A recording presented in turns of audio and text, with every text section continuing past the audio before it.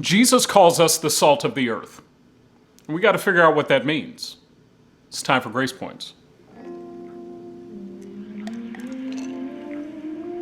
So, I'm in my 40s now, and the truth is I can't really do salt the way that I used to.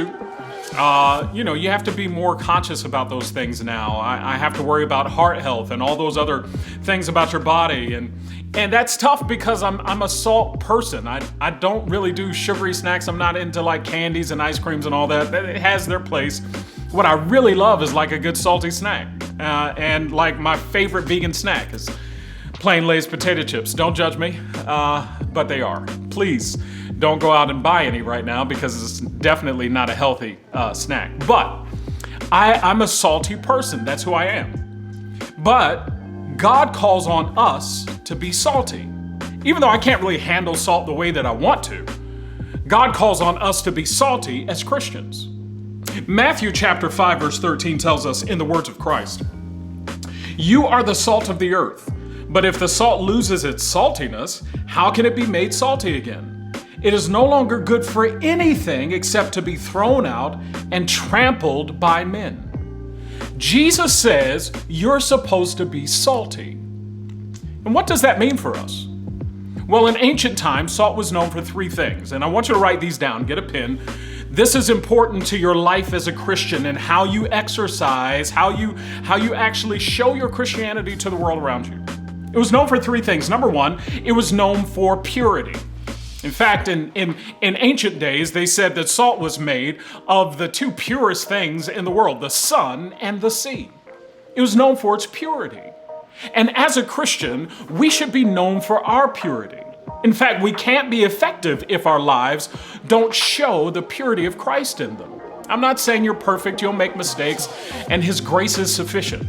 But I need you to understand this. This is really important. Sometimes we disregard the importance of purity in the life of the Christian. We have to be known for the way that we talk, the way that we live, the way that we influence the world around us. We should be seen as a picture, as evidence of the purity of Christ in the world. So right now you've got to take an inventory of your life and kind of reconsider what are the areas where I am not as diligent about the purity, my language or my lifestyle or whatever it is. My life should show the purity of Christ. Number two, salt was known for its preserving qualities, for its preservation.